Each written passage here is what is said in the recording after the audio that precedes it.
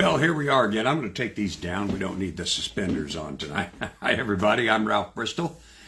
How you doing? Hope everybody had a good day. Stayed nice and cool on this Monday. And, well, as I said, here we are again. This time I believe I'm right side up. Now, one of you, Andrea, indicated to me after the last program that that didn't bother her all that much. She was interested enough in what I had to say that she watched it anyway. As of early this afternoon, the first installment of this program, which I call the Pluralist, and the first installment is Pluralism 101, just kind of a talk about what pluralism is, why it matters to us and our form of government. Despite the fact that it was broadcast sideways and recorded sideways, I had about 250 views, about 20 nods of approval. Not exactly a blockbuster, but I'm fairly happy with that, considering it was the first one and it was sideways. And it's going to take me a while to get used to this and exactly, comfortable with doing it. So I'm always happy to speak, though, to a room of 250 people or more.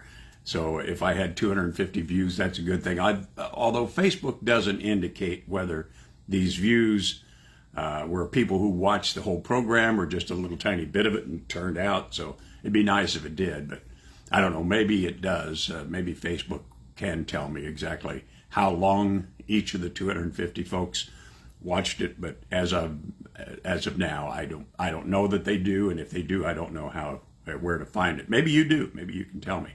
Like I say, I'm new at this Facebook Live stuff. I'm now in the process of writing the third installment, so I know that I'm going to last for at least 3 weeks, which is better than a lot of Broadway plays, right? So there is that. For those of you who don't know me, my name is Ralph Bristol. I'm a retired talk show host, retired a little over 5 years ago after several run-ins with my boss, and they decided that maybe WTN was not the right place for me after 11 years as the morning drive host of Nashville's Morning News on WTN. I did that after spending 20 years in radio and television news, and then 20 more years, including the last 11, as a talk show host, first in Spartanburg, Greenville, South Carolina, where I met Mariana, and then in Nashville, where I was your morning drive host for a little over 11 years, from 2007 till early in 2018. And I've decided to take on a project to talk with you about pluralism. So let's get started. Let's talk about it. It's a word that almost nobody ever uses, and maybe that's because it is the primary challenge of American government, and it's a very difficult challenge. It could be the force that will destroy us one day, and by that I mean turn the United States into something that it isn't now and we don't want it to be. Or it could be a characteristic that makes the United States stronger and smarter than other countries. That's up to us. Whether you identify, though, as a conservative politically, a conservative, a progressive, a libertarian, a moderate, an independent, or anything else, you can be a pluralist, which I hope, if you're not now, you will one day be, for the sake of our republic. Why do I say that? What is pluralism? What's it got to do with our system of government? Pluralism is a system, in which two or more states, groups, principles, sources of authority, etc., coexist. In other words, it's a very diverse system, society, and it coexists. Presumably, that means it continues to exist. I know some people recoil at the word diversity, but in America, that's a fact of life. And the word coexist suggests that the people in this diverse system don't destroy each other or their system. They learn to tolerate each other and make laws together so they can live by the rule of law, not the rule of man, despite our many differences, different races, religions, political ideologies.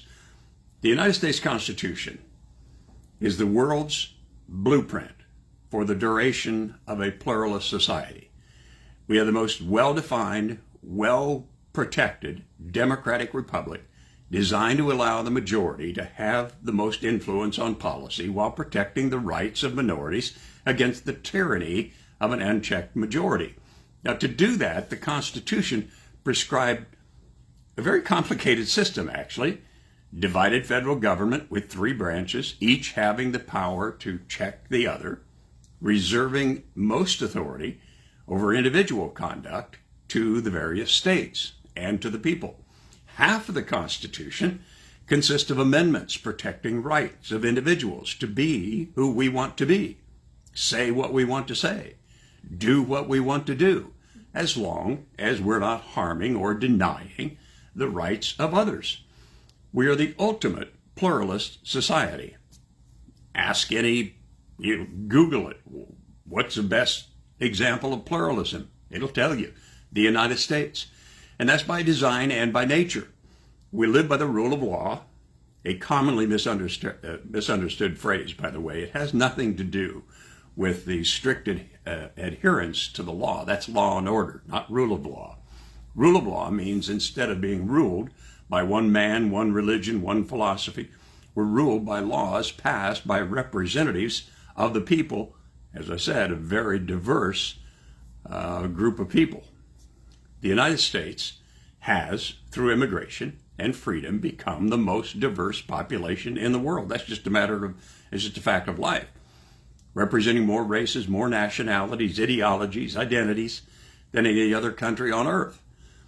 What blows my mind, what seems almost impossible, is that our founders, not exactly a pluralist lot, not exactly a diverse lot, wrote the world's blueprint for pluralism that remains the gold standard in the world, nearly 250 years after they wrote it.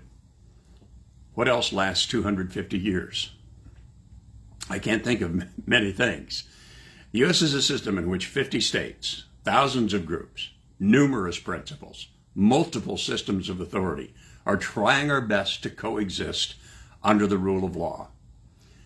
Or are we? I think that's the problem. Are we trying our best? I don't think so. I don't think this is even close to our best, and I think it's getting worse all the time. Our government has hundreds of varied interests to try to serve, even as it is serving the common interest, most notably defense against foreign enemies. It's a hard job if you do it right. But we should be able to find 535 people among a population of 332 million who are up to the task.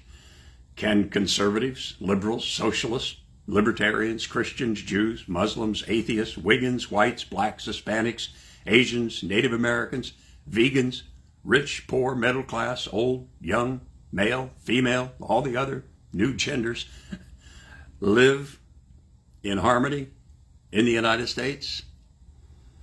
Not in perfect harmony, anyway, but every lawmaker, every member of the military, and many others pledged to serve and protect the U.S. Constitution. I'm one of those. I didn't discharge that pledge when I was honorably discharged from the U.S. Air Force in 1975. I believe strongly in the wisdom of our Constitution and the form of government that it prescribes. The rule of law instead of the rule of man allows us to coexist despite our differences, but the rule of law requires committed and skillful pluralism to gain the respect of most of the population so that the laws are nearly universally obeyed voluntarily and the institutions of government enjoy wide respect. Do we have that now? No.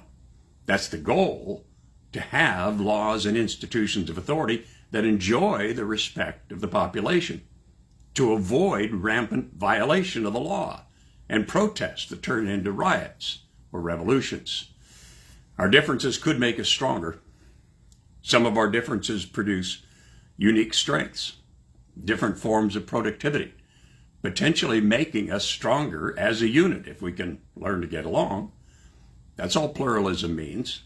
It's almost as simple as Rodney King put it after his beating by police. Started a riot in LA in 1991. Can't we all just get along? That's the question. And if the answer is no, then we cannot coexist, at least not indeterminately or forever or whatever. Meaning we as a nation will cease to exist as we know it and become something else. Most likely, like most other nations in the world, we'll become an autocracy ruled by one man, or at least one at a time, likely with an iron fist, just like most other autocracies. One of the brilliant aspects of the U.S. Constitution is that while the playbook for pluralism, it is the playbook for pluralism in our federal laws, it also allows states as diverse as California and Tennessee to make different decisions about a multitude of social and economic issues using powers not delegated to the United States nor prohibited to the states, as articulated by the 10th Amendment to the Constitution. We can live under different laws if we want, simply by moving to another state, and we have 50 choices. It's not that hard. If you're really unhappy living under the laws of Tennessee, to move to a state that you like better. Maybe North Carolina is the state for you. Who knows? All the brilliantly crafted articles of and amendments to the United States Constitution tell us exactly how to coexist in the United States despite our unequal diversity, including among the states. Crafting U.S. laws, including our budgets, our tax laws, and our budgets that please both major parties and all the factions inside the parties is a unique challenge. There's no question about that. And it's much harder than crafting state laws. And it is the task assigned to the representatives of people who cannot agree on the time of day. There are more factions in the U.S. Congress, inside the House of Representatives, they call them caucuses, than there are members of most city councils and school boards. But if representatives of Tennessee and California, of Mississippi and Massachusetts cannot craft federal laws and budgets that foster peace among the myriad interests in our nation, then they have failed. That's their job. It's a unique and a uniquely hard job, and it's assigned to 535 people representing 332 Americans, 332 million Americans, that is. Most of those 535 people are not up to the job. Most don't even try to do the job that I've just described. And only we, the people, can fix that. Now I'm going to stop and answer a couple of email comments from the first airing of the first part of the Pluralist, Pluralist 101. Diane writes, just curious, why do you call it a dysfunctional democracy? I think she was actually referring, she wrote this as a comment to a program reminder that I had before the first airing, but I thought it was a good question anyway. She says, why do you call it a dysfunctional democracy rather than a dysfunctional republic? And she adds, maybe you could talk about that because a lot of people are up in arms about politicians calling our country a democracy, including our president. She said, it'd be nice to have an educated conversation about that. Well, I call it that. You'll note that at one point I called it a constitutional democratic republic, which it is. It's a republic because we don't we don't make laws directly. We, the people, don't make laws directly, although some states do and some cities allow that. But for the most part, we don't. We do it through representatives that we, the people, elect. It is a democratic republic because they're elected in a free and democratic process. And it is a constitutional democratic republic because we have a constitution that prescribes exactly how this is going to be done and protects the people against a government that might decide that it doesn't like democracy anymore, like Israel may be doing even as we speak. So, in fact, we are considered, most political scientists refer to us as a democracy. In fact, most of them refer to us as a liberal democracy, which doesn't mean that we are liberal in the sense that most people think of liberal and conservative. It means that we're not an autocracy, that our lawmakers are elected in free and democratic elections, and that we enjoy many freedoms protected by our Constitution. Any country can claim to be a republic and hold sham elections to make it appear that their rulers are there by the will of the people. The USSR was a republic, the United Soviet Socialist Republic. The main element in our republic is democracy, and so that's why, as a shortcut, most of us just simply refer to it as a democracy. Mariana wrote after the first program, "It's fairly easy to be tolerant and all just get along when I'm not asked to subsidize behavior and the consequences of those behaviors. I don't have a problem with drug use, to use that as an example, as long as I don't have to pay taxes for rehab or your inability to get a job. So many of the things I am asked to tolerate carry a price tag for those who actually pay taxes." Well, a true pluralist would not make laws that give others freedom by burdening you. They would not expand those kinds of freedom without protections for you. A pluralist answer to any question will seek fairness and goodwill to all concerned.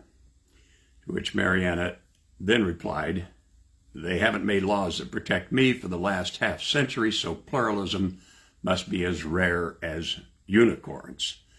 And now she's identified the problem. Pluralists are very rare in the United States today. That's all for now, and I thank you for watching.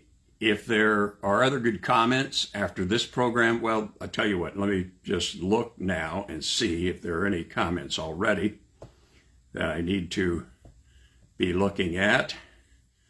I don't, well, actually I can't see the video, so it's a little hard to see that, but yeah, okay, there we go.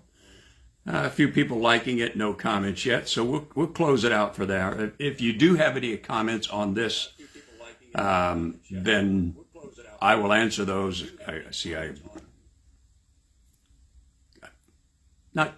This is all new to me, so you heard some extraneous audio there. I just had to turn that off. I will share any comments that you make after this on the next program. And then I would invite you to stay tuned for my next program Friday at noon. And my former Rotary friends, well, they're still my friends. I'm just not in the Rotary anymore, but they'll like the shout out that I give to them with the title of the next program and the subject of the next program. First, is it the truth? Again, all for now. Until Friday at noon, I'm Ralph Bristol, the Pluralist. Thanks for watching.